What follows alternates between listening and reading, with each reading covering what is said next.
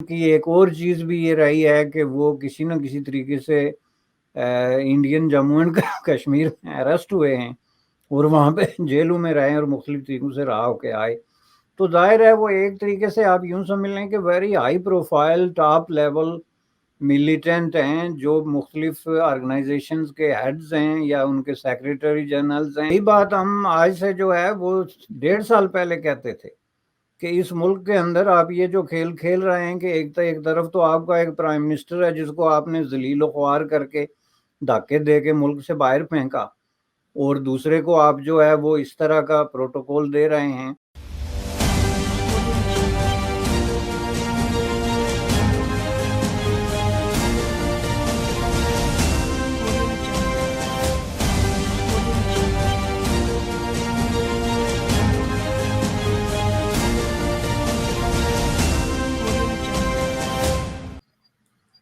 نمسکار دوستوں، میں ہوں آپ کے ساتھ امبر زیدی. سواگت ہے آپ سب کا ہمارے آج کے خاص کارکرم اٹس ڈیبیٹیبل میں. اور ایک بار پھر سے ہم سب کے فیوریٹ بیرسٹر باشانی آج ہمارے شو پر آئے ہیں. بہت بہت سواگت ہے آپ کا سر. نمسکار. آپ کا جی تھینک یو.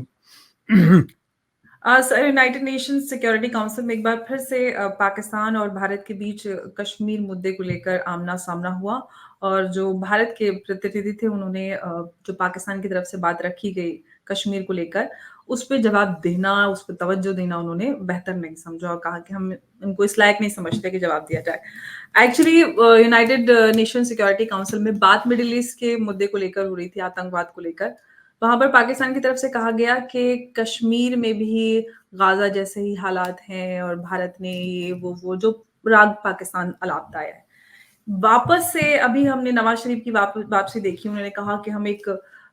صحیح طریقے سے کشمیر کے مدعے پہ بات کریں گے، بھارت اور دیگر جو پڑوسی ملک ہیں ان کے ساتھ رشتے بہتر کریں گے. کس طرح سے یہ واپس وہی راگ ہے، کس طرح کی امید آپ کرتے ہیں یا کس طرح سے اس پورے مسئلے کو دیکھ رہے ہیں، غازہ اور کشمیر کا کمپیریزن کرنا؟ شکریہ جناب. یہ میرے خیال میں اگر آپ اس کا پورا دیکھیں تفصیل سے تو اس میں کوئی نئی بات تو ہے نہیں کہ یہ اس طرح کا کمپیریزن ہو رہا ہے یا کسی دوسرے مسئلے کے ساتھ کشمیر کو جوڑ کے تو پیش کیا جا رہا ہے. جی، یہ اگر آپ پوری گہرائی سے دیکھیں تو اس کی 100 and 1000 آپ کے سامنے ایگزامپلز ہوں گی کہ بنیادی طور پہ پاکستان یہی کرتا رہا ہے. اور اس کا ظاہر ہے انڈیا نے جو جواب دیا یا انٹرنیشنلی جو ری ایکشن ہوتا ہے اس کا کوئی نوٹس لیتا ہے یا نہیں لیتا یہ ایک دوسری بات ہے. لیکن جن لوگوں کے نام پہ یہ مسئلہ اٹھایا جاتا ہے ان کے لیے یہ ایک بہت بڑا جو ہے ایک لمحہ فکریہ جس کو آپ کہتے ہیں نا، ایک سوچنے کا فوڈ فار تھاٹس، اور ان کے لیے ایک بڑا چیلنجنگ، ایک جھنجھوڑ دینے والا جو ہے نا یہ چیلنج میں اس کو کہہ سکتا ہوں. اور میں سمجھتا ہوں کہ اب وقت آ گیا ہے کہ جن لوگوں کے نام پہ اس طرح کی انٹرنیشنل پالیٹکس یا ڈپلومیسی ہو رہی ہے وہ اس کو سیریس لیں اور اس کے خلاف رد عمل دیں جو کہ دیا جانا چاہیے. فار ایگزامپل کشمیری لوگوں کا کیا کاز ہے، کیا لڑائی ہے، بھارت کے ساتھ ان کا کس طرح کا جو ہے معاملات چل رہے ہیں، یا خود پاکستان کے زیر انتظام کشمیر کے اندر جو پاکستان کے ساتھ ان کے کس طرح کے معاملات چل رہے ہیں. یہ ایک ایشو ہے جو کشمیر ریلیٹڈ ہے یا لیز دا انڈین سب کانٹیننٹ یا ساؤتھ ایشین ریلیٹڈ ایشو آپ اس کو کہہ سکتے ہیں. اس کی بہت ساری ایکسپلینیشنز ہیں، جسٹیفیکیشنز ہیں. جو لوگ اس کے حق میں بات کرتے ہیں ان کے پاس بھی دلائل ہیں، جو اس کے خلاف ہیں ان کے بھی کچھ نہ کچھ دلائل ہوتے ہیں. لیکن جب آپ اس چیز کو اٹھا کے سیکیورٹی کونسل میں یا کسی انٹرنیشنل فورم میں جا کے حماس اور اسرائیل کے درمیان ہونے والی کنورسیشن کے ساتھ جوڑتے ہیں تو میں سمجھتا ہوں کہ پھر کشمیری پوائنٹ آف ویو کے ساتھ یہ جو ہے نا یہ بہت ہی ایک سیریس قسم کا مسئلہ بن جاتا ہے جس کو اگنور نہیں کیا جا سکتا. اور جو کوئی بھی ملک یا کوئی ڈیلیگیشن یا کوئی پرسن جو ہے وہ جب اس طرح کی حماقت کرے گا تو اس کو کسی بھی طریقے سے میں نہیں سمجھتا کہ کشمیریوں کے ساتھ کسی طرح کی کوئی ہمدردی یا کسی طرح کی کوئی دوستی یا کسی طرح کی کسی محبت کا اظہار جو ہے وہ کر سکتا ہے. چونکہ دیکھیں آپ کسی جگہ پہ کوئی مسئلہ اٹھا کے لے جا رہے ہوتے ہیں ایک ایسے وقت میں جب کوئی مسئلہ حل ہو رہا ہوتا ہے یا آپ کے پسندیدہ جو لابی ہے وہ اوپر جا رہی ہوتی ہے، اس کی حمایت میں اضافہ ہو رہا ہوتا ہے، تو اس میں آپ اپنا ایک اور مسئلہ ایڈ کریں تو وہ بات سمجھ میں آتی ہے کہ ہم جو ہے وہ انٹرنیشنل ڈپلومیٹک جو اوپینین ہے اس میں اس کو ون کر رہے ہیں، تو چلیں اس کے ساتھ یہ بھی جوڑ لیں. لیکن جب آپ باتوں ٹوٹل لوزر کے ابھر رہے ہوں اور پوری دنیا آپ پہ نہ صرف یہ ہے کہ تھوک رہی ہے بلکہ مذمت کر رہی ہو، تو اس کے بعد بھی آپ اس مسئلے کے ساتھ ایک اور اس طرح کا مسئلہ، جیسا کہ میں نے پہلے کہا کہ جو ایک سب کنٹیننٹل انڈین سب کنٹیننٹ یا ساؤتھ ایشین یا کشمیر کا مسئلہ ہے، اس کو لے جا کے آپ اس تباہی اور بربادی اور اس گندگی کے ڈھیر میں مزید اضافہ کر رہے ہیں، اور آپ کہہ رہے ہیں کہ ہم انٹرنیشنل ڈپلومیسی کر رہے ہیں. اب مجھے نہیں سمجھ میں آ رہا کہ یہ کون سی ڈپلومیسی یا کسی کام کے ساتھ، کسی فرد کے ساتھ یا کسی گروپ آف پیپل کے ساتھ یہ ہمدردی کا کون سا طریقہ ہے کہ آپ بار بار ان کو گردن سے پکڑ کے تو جا کے لوزر کے ساتھ کھڑے کرتے. اب میں آپ کو بتاتا ہوں کہ لوزر کیوں. فرسٹ آف آل یہ جو لڑائی اسرائیل اور حماس کے درمیان چل رہی ہے اس پہ ہم بہت باتیں کر چکے ہیں اور ظاہر ہے یہ وہ ٹاپک نہیں، لیکن ذرا عوام کی سننے والے لوگ جو ہیں ان کو ساتھ میں جو ہے لے کے چلنے کے لیے یہ حوالہ دینا ضروری ہے کہ بنیادی طور پہ حماس جو ہے انٹرنیشنلی ایک دہشت گرد آرگنائزیشن ہے، ایک تنظیم ہے. اب اس پہ دو چار ملک جو ہیں وہ اختلاف کر سکتے ہیں کہ نہیں جی یہ دہشت گرد نہیں، لیکن اوور آل جو انٹرنیشنل پبلک اوپینین ہے اور جو انفلوئنشل کنٹریز ہیں انہوں نے اس کو ایک دہشت گرد تنظیم قرار دیا ہوا ہے. اب ترکی جیسے ملک یا پاکستان یا اس طرح کے دو چار ملک جن کے بارے میں ہمیشہ سے یہ ایک کلیئر قسم کا مسئلہ رہا ہے کہ وہ ہمیشہ جہاں کہیں بھی ایک ایسی لڑائی ہو رہی ہے جہاں ایک طرف دہشت گرد اور فنڈامنٹلسٹ اسلامسٹ قوتیں ہوں، دوسری طرف کوئی سین مائنڈ ہو، تو وہ ہمیشہ فنڈامنٹلسٹ اور اسلامسٹ قوتوں کے ساتھ کھڑے ہوتے ہیں. یہ ہسٹری ہے ان کی، یہ آپ اٹھا کے دیکھ لیں. اب دیکھیں ترکی کو اچانک دورہ پڑ گیا کہ حماس جو ہے وہ دہشت گرد تنظیم نہیں ہے، اور ترکی نے جو کچھ حماس کی طرح کے مطالبے کرنے والے لوگوں کے ساتھ خود اپنی عملداری میں کیا ہے، اور جس طرح اس نے سائپرس کے اور کردوں کے اور اس طرح کے دیگر معاملات میں جو دہشت گردانہ رول خود ایز اے ریاست پلے کیا ہے، وہ ایک دم ان کو بھول جاتا ہے. اور وہ جی اقوام متحدہ ناکام ہو گئے. آپ مجھے یہ بتائیں کہ ترکی کے خلاف اقوام متحدہ کی کتنی قراردادیں اس وقت بھی موجود ہیں؟ تقریباً 19 قراردادیں جن کو ترکی نے وائلیٹ کیا وہ ان کو نظر نہیں آتا. اس لیے یہ ریلیونٹ ہو جاتا ہے کہ آپ کسی کام کا، اس کیس میں کشمیر کا یا کسی گروپ آف پیپل کے مسئلے کو اٹھا کے تو اس طریقے سے آپ اس کو میس اپ کرتے ہیں. اب یہ ایسے موقع پہ اٹھانے کا مطلب یہ ہے کہ ان کو آپ نے ڈیفیٹ کرانا ہے. اگر ان کے مسئلے میں کوئی ہے بھی چیز، آپ دنیا کے کسی کرائیٹیریا پہ اس کو رکھ کے پرکھیں تو یہ کیا کسی کو one of the best time نظر آ رہا ہے کہ اس میں مسئلہ کشمیر کو کوئی سیکیورٹی کونسل میں ڈسکس کرے، اور وہ بھی حماس اور اسرائیل کے درمیان تصادم میں؟ تو وہ میں بات کر رہا تھا کہ ایک وجہ تو اس کی یہ ہے کہ حماس جو ہے وہ ایک طریقے سے جو ایک متفقہ طور پہ ایک دہشت گرد آرگنائزیشن ہے، ایک تو انٹرنیشنل اوپینین کے حوالے سے، دوسرا فلسطین کے حوالے سے جس کے کاز کی وہ چمپئن بن رہی ہے. وہ میں پہلے بھی کئی بار عرض کر چکا ہوں جی کہ اس نے فلسطینی عوام سے جو قیادت چھینی ہے، وہ جس کو اب بازور شمشیر، بازور طاقت، دہشت اور تشدد کے ذریعے انہوں نے فلسطین کے جو ریئل ریپریزنٹیٹیو تھے، خواہ اس میں پی ایل او ہو، الفتح ہو یا کوئی اور آرگنائزیشن ہو، اس کو بندوق کے زور پہ کارنر کر کے تو انہوں نے قبضہ کیا ایک خاص علاقے پہ، اور اس بنیاد پہ وہ انہوں نے دعویٰ شروع کر دیا کہ ہم فلسطینی عوام کے نمائندہ ہیں، جو کہ درست نہیں ہے. تو جب یہ دونوں باتیں ہیں کہ ایک طرف تو اس پہ دہشت گردی کے الزامات ہیں اور جو کچھ وہ کر رہے ہیں ظاہر ہے وہ دہشت گردی سے کم کسی ڈیفینیشن میں آتے نہیں، اور دوسری طرف وہ فلسطینی عوام کے کسی بھی طریقے سے جائز نمائندہ اپنے آپ کو ڈکلیئر نہیں کر سکتے، چونکہ یہ یک طرفہ ہے کہ بغیر عوام کو کنسلٹ کیے 2006 کے بعد غزہ میں کوئی الیکشن نہیں ہوئے،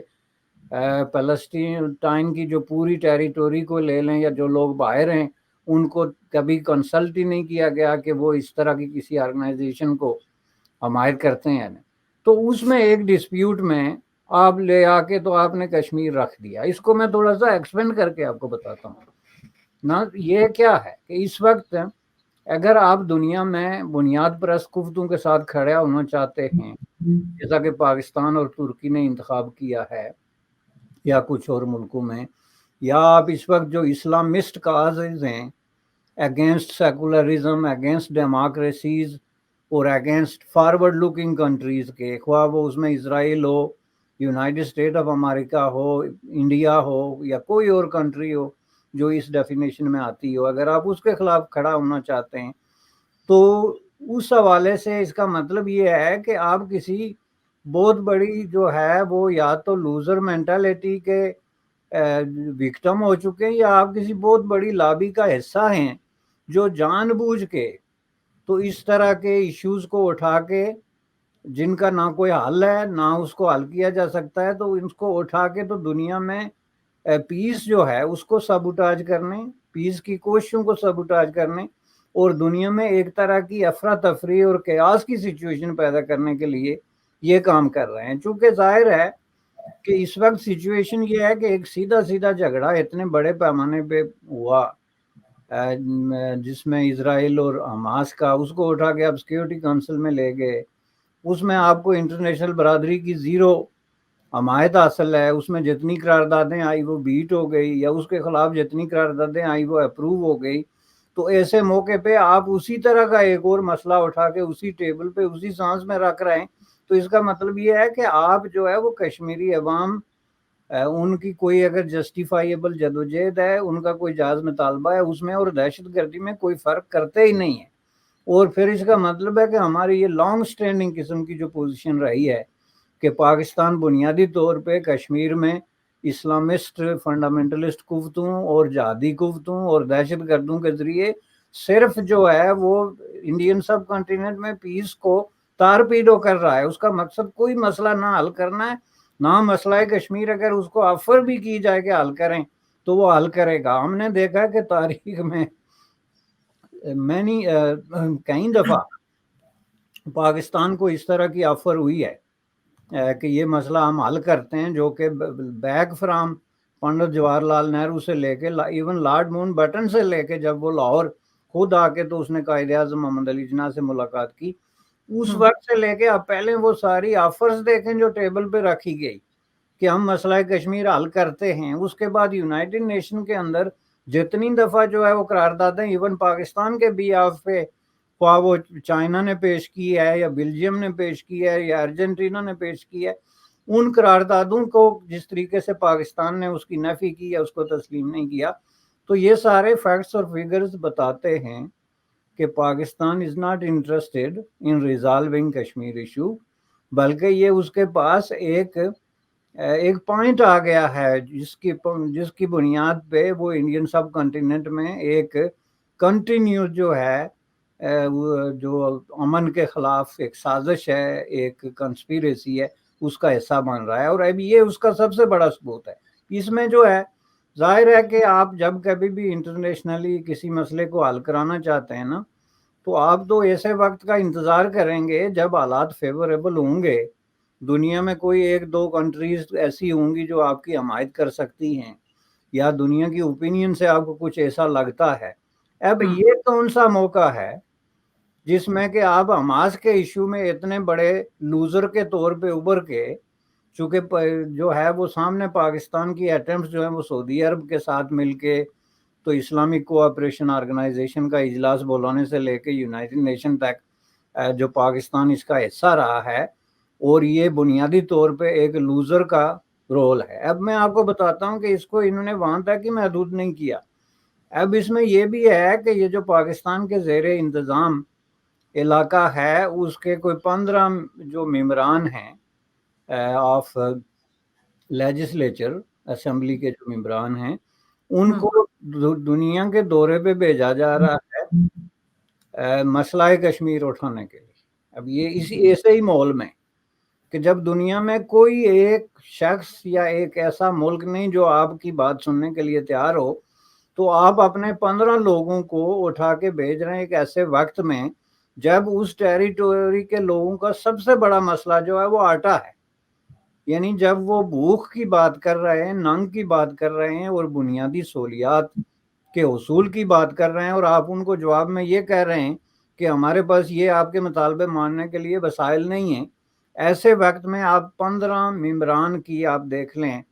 कि उनका जो ट्रैवल एक्सपेंस है, उनका वहाँ पे जो अकोमोडेशन है, लॉजिस्टिक है, और जिस जी तरह की लॉबिंग करने के लिए पाकिस्तान का पूरा जो ministry of foreign affairs, external affairs है, उसको जिस तरीके से एक्टिवेट किया जाएगा, जो बैंक्वेट हॉल बुक होंगे जो उनके अपने ही लोगों के हैं, उनके अंदर जो कैटरिंग वाले आएंगे जो उनके अपने ही लोगों के हैं, यानी इनके अपने जो बिजनेसेस का जी ये इनिशिएटिव है जो कश्मीर इश्यू से इनिशिएट होके तो 50-100 लोगों की जो है वो जेबें भरता है। अब ऐसे मौके पे इनसे कश्मीरी अवाम ये सवाल पूछते हैं कि जब आपके इस खित्ते में जो पाकिस्तान के ज़ेर इंतज़ाम कश्मीर है उसमें लोगों ने बुनियादी इंसानी ज़रूरियात, बुनियादी इंसानी हकूक़ के लिए आवाज़ उठाई हुई है, और वहाँ पे एक तरीके से हुकूमत जो है वो इर्रेलिवेंट फैक्टर बन चुकी है। बुनियादी तौर पे अवाम इस एजिटेशन के साथ या इस तहरीक के साथ हैं। तो ऐसे में आपको अचानक याद आ गया कि 15 लोगों ने जाके तो इंटरनेशनली जो है वो मसला कश्मीर उठाना है। तो इसको अगर आप जोड़ के देखें टू कंक्लूड दिस, हम्म तो कुछ सिक्योरिटी काउंसिल में हुआ, जिस तरह ये डेलीगेशन जा रहा है इंटरनेशनली लॉबिंग करने के लिए, जो कि एक जोक है और लॉबिंग की तौहीन है। ये जितने जी मेंबरान पार्लियामेंट भेजते हैं उनकी अगर आप ज़ाती सलाहियतें देख लें, ना उनको दुनिया की कोई लैंग्वेज आती है, ना उनको कोई इंटरनेशनल प्रोटोकॉल और डिप्लोमेसी के कोई एटिकेट्स आते हैं, ना उनको ये पता है कि किसी से बात कैसे की जाती है, और ये झूठा दावा करते हैं कि हम इलेक्ट होके आए हैं। इलेक्ट होके तब आप आते हैं जब इलेक्शन होते हैं। जब इलेक्शन के नाम पे एक ड्रामा करके तो आप उस धरती की असल कुव्वतों को ही इलेक्शन से बाहर कर देते हैं इलेक्शन से पहले ही। तो फिर आप कहें कि जी हम इलेक्ट होके आए हैं। ये जो 15 मेंबर हैं इनमें से 3 मेंबर ऑफ पार्लियामेंट का अभी रिसेंटली एक यूट्यूब पे आपने देखा होगा एक वीडियो चल रहा है जिसमें पाकिस्तान का एक साबिक डिप्लोमेट जो है अब्दुल बासित, वो उनसे सवाल पूछता है कि आपके कॉन्स्टिट्यूशन में पता नहीं यूनाइटेड नेशन की करारदाद क्यों नहीं, जो कि सवाल ही नॉनसेंस है, इररेलीवेंट है, अनवारंटेड है, बनता ही नहीं है, ही कोई ताल्लुक ही नहीं है वहाँ के कॉन्स्टिट्यूशन का यूनाइटेड नेशन की करारदादों के साथ। तो उसके जवाब में वो एक दूसरे की तरफ ऐसे देखते हैं जैसे उसके कोई सींग निकल के आ गए, और वो उनका अपना आदमी है जिसके साथ उनका ये रवैया है, और इन लोगों को ये भेजते हैं कि आप जाके जो है अमेरिकी कांग्रेस से या बरतानवी पार्लियामेंट से बात करें। तो ये बुनियादी तौर पे मैं समझता हूँ कि बहुत बड़ा फ्रॉड है। एक जो है वो आपने जो ये पूरा डिस्क्रिप्शन पूरा इसके ऊपर दिया है, इससे लेकर मेरा एक सवाल है आपसे कि नवाज शरीफ की वापसी हुई और उन्होंने बड़ा वादा किया कि मैं जो फॉरेन पॉलिसी है उसको पटरी पर लाने का की मेरी भरपूर कोशिश रहेगी। कश्मीर मुद्दे को लेकर भी उन्होंने बात कही। फिर हम देख रहे हैं कि जिस तरह से कश्मीर मसले को हालांकि हर हफ्ते हर महीने यूनाइटेड नेशंस में कश्मीर मुद्दा पाकिस्तान की तरफ से उठाया जाता है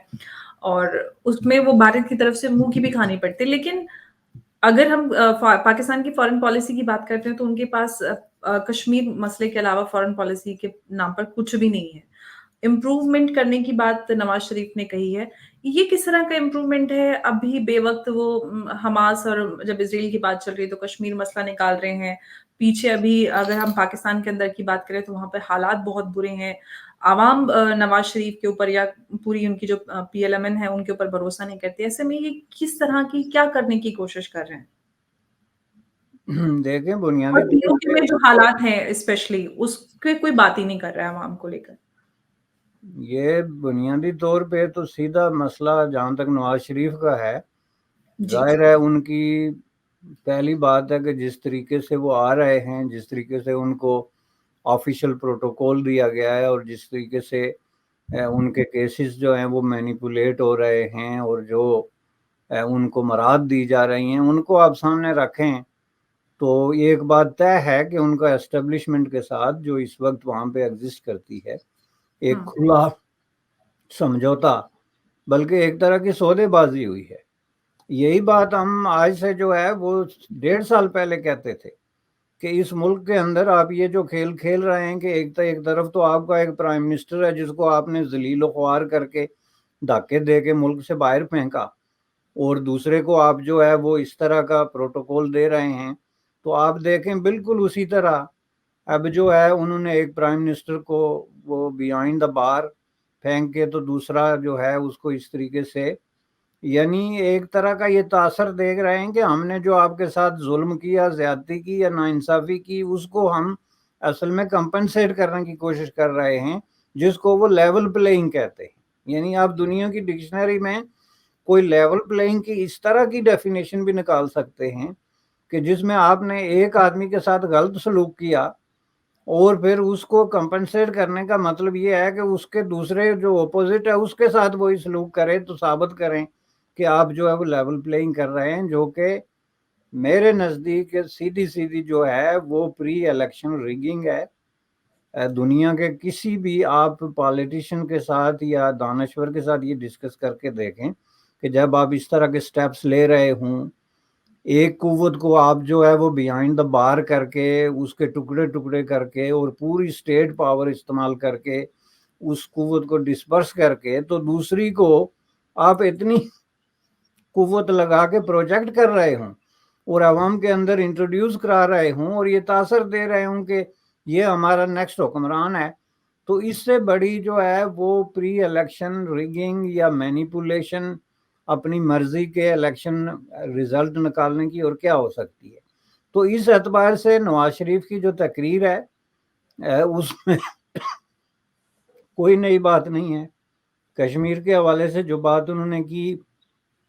वो इंतहाई मुबम बात है उनकी कि हम एक बात तदबीर किस्म का जो है हल निकालेंगे, जिसका मतलब ये है कि एस्टेब्लिशमेंट ने उनको एक हद तक जो है वो इजाज़त दी है कि आप इस पे बात कर सकते हैं, वरना नवाज शरीफ साहब पहले इससे ज़्यादा ओपन बात करते थे कि हम मसला कश्मीर को हल करेंगे और हल अच्छा सर, करने के लिए सेना को भी सबक सिखाने की, मतलब आर्मी को भी सबक सिखाने की बात कही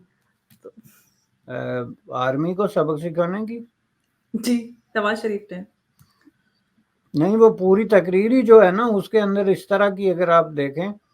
तो बहुत सारी चीज़ें हैं, लेकिन उसमें कहीं भी वो बात नहीं है जिसकी लोग तवक्को रखते थे कि नवाज शरीफ जो है वो कोई एस्टेब्लिशमेंट को चैलेंज कर रहे हैं या पाकिस्तान में तब्दीली की बात करेंगे, या जिस तरह के नवाज शरीफ का एक लॉन्ग स्टैंडिंग इशू रहा है कि भारत के साथ ताल्लुकात बेहतर बनाने का जो पूरा उनका प्लान जो वो वाजे करते थे वो ये था कि एक तो हम एक नेगोशिएटेड सेटलमेंट की तरफ जाएं और दूसरा इंडिया पाकिस्तान के दरमियान रास्ते खोलें, तजारत खोलें और ताल्लुकात को इस नहज पे ले जाएं कि जहाँ पे मसला कश्मीर समेत तमाम मसाइल जो हैं उनको हम हल कर सकते हैं, ये था। लेकिन इस दफ़ा जो उन्होंने जो इस पे बात की वो ये नहीं है। उन्होंने एक as a matter of principal एक बात की है कि हमसायों के साथ दुश्मनी करके या लड़ाई करके तो इंटरनेशनली पीस जो है वो कायम नहीं हो सकता, जो कि उसूली तौर पे एक बिल्कुल दुरुस्त बात है, लेकिन ये नाकाफ़ी है, इनकम्प्लीट है। और इससे ये ज़ाहिर होता है कि वो फॉरेन अफेयर्स पे जिस तरह इमरान खान ने समझौता किया था कि मैंने फॉरेन अफेयर्स पे बात नहीं करनी है, पड़ोसियों के मामलात के हवाले से बात नहीं करनी है, और उसने एक इतने लंबे चौड़े दावे करने के बावजूद इक़्तिदार लेने के फ़ौरन बाद इस मसले पे इस तरह की एक रिग्रेसिव और खामोश किस्म की जो है वो पॉलिसी अपना ली थी। यही मुझे जो है वो लगता है कि नवाज शरीफ के जिन जिन चीज़ों पे समझौता हुआ है एस्टेब्लिशमेंट का, उनमें एक सबसे बड़ा इशू यही है, कश्मीर इशू और भारत के साथ ताल्लुकात का। क्योंकि पहले भी जब नवाज शरीफ साहब का तसादम कॉन्फ्लिक्ट शुरू हुआ एस्टेब्लिशमेंट के साथ, تو وہ بھی اسی بات پہ شروع ہوا تھا کہ اسٹیبلشمنٹ نے ان کو یہ کہا تھا کہ نواز شریف صاحب بھارت کے ساتھ دوستی کی بات کرتے ہیں، ہمیں بھی اس پہ کوئی اعتراض نہیں ہے، لیکن یہ دوستی ہوگی سٹیپ بائی سٹیپ، جس کا مطلب یہ ہوگا کہ on each and every step جو ہے ہم بارگیننگ کریں گے کہ آپ جی راستے کھولیں تو ہم یہ کرتے ہیں، آپ سیز فائر کریں تو ہم یہ کرتے ہیں، تو اس طرح کر کے تو یعنی اپنی ٹرمز اور کنڈیشنز پہ اگر دوستی ہوگی تو ہوگی، ورنہ نہیں ہوگی، اور یہ کام جو ہے وہ آہستہ آہستہ ہوگا، اتنے جلدی نہیں ہو سکتا۔ تو میرے خیال میں اس حساب سے نواز شریف کی تقریر سے یہ بات بالکل کلیئر ہے کہ یہ جو بھارت کے ساتھ تعلقات کا مسئلہ ہے یا کشمیر کا ایشو ہے، اس پہ انہوں نے اسٹیبلشمنٹ کی جو پالیسی ہے اس کو اڈاپٹ کر لیا ہے، ایٹ لیسٹ فار ناؤ۔ لیکن اس میں ایک بات بھی یاد رکھنی چاہیے کہ ان کی اپنی جو ایک پرسنالٹی، ایک ٹریٹ آپ کہہ سکتے ہیں، اس کو سامنے رکھتے ہوئے ممکن ہے یہ سمجھوتا 6 مہینے تک بھی نہ چل سکے، کیونکہ وہ ہر آدمی کی اپنا ایک افتاد طبع، جس کو آپ اردو میں کہتے ہیں، ایک رجحان ہوتا ہے جس پہ وہ قابو نہیں پا سکتا، خواہ وہ کتنی بھی کوشش کرے۔ ممکن ہے وہ 6 مہینے بعد اپنی اصل جو ان کی سوچ ہے کہ بھارت اور پاکستان کے درمیان دوستانہ تعلقات، راستے کھولے جائیں، تجارت کی جائے، اور کشمیر کا مسئلہ نیگوشیٹڈ سیٹلمنٹ کے ذریعے ہو، تو میرے خیال میں یہ اس کی طرف جا سکتے ہیں۔ لیکن اس وقت انہوں نے جو بارگیننگ کی ہے اس میں یہی ہے کہ وہ اس پہ ایک لو پروفائل جو ہے وہ شکل اختیار کریں گے۔ ہاں، کیونکہ فی الحال جو بھارت کی پالیسی ہے پاکستان کو لے کر، وہ تو ایک دم سب جانتے ہیں کہ ایک دم پوری طرح سے ایلینیٹ کیا ہوا ہے۔ کسی بھی طرح کی بات چیت تب تک نہیں ہوگی جب تک پاکستان آتنکواد کو نہیں روکے گا، کیونکہ پچھلے مہینے بھی اس میں یو این ایس سی میں بات ہوئی تھی، اور پاکستان کے جو پی ایم ہے، انٹرم پی ایم انوار الحق کاکڑ صاحب، انہوں نے بھی کشمیر مسئلہ اٹھایا تھا۔ تبھی پاکستان کو بھارت کی طرف سے کہا گیا تھا کہ آپ پہلے تو آپ یہ جو سارا آتنکواد ہے، آتنکواد کا پورا انفراسٹرکچر ہے، اس کو آپ ترنت بند کریں، اویدھ قبضہ جو پاکستان آکوپائڈ کشمیر میں ہے اس کو خالی کریں۔ تو انفیکٹ جو پاکستان میں الپ سنکھیک ہیں ان کی بھی بات کہی تھی، جس میں ہندو اور سکھ اور ان کے ساتھ جو ان کا ہیومن رائٹ وائلیشن ہوتا ہے ان کی بھی بات کہی گئی تھی، جس پہ پاکستان کی طرف سے کوئی بھی کام نہیں ہوتا ہے۔ نہیں، پاکستان کی طرف سے تو یہ پالیسی جو ہے بنیادی طور پہ ڈینائل کی پالیسی ہے۔ اس کاؤنٹ پہ جو دہشت گردی والی بات ہے، اس کی تازہ ترین مثال میں آپ کو دیتا ہوں کہ یہ جو بندے مارے جا رہے ہیں، جو لوگ فارمرلی ماضی میں پاسٹ میں ملیٹنسی میں انوالو رہے ہیں کشمیر کے اندر، اور almost all of them they belong to different fundamentalist Islamist organisations. ان کی ایک اور چیز بھی یہ رہی ہے کہ وہ کسی نہ کسی طریقے سے انڈین جموں اینڈ کشمیر میں اریسٹ ہوئے ہیں اور وہاں پہ جیلوں میں رہے اور مختلف طریقوں سے رہا ہو کے آئے۔ تو ظاہر ہے وہ ایک طریقے سے آپ یوں سمجھ لیں کہ very high profile top level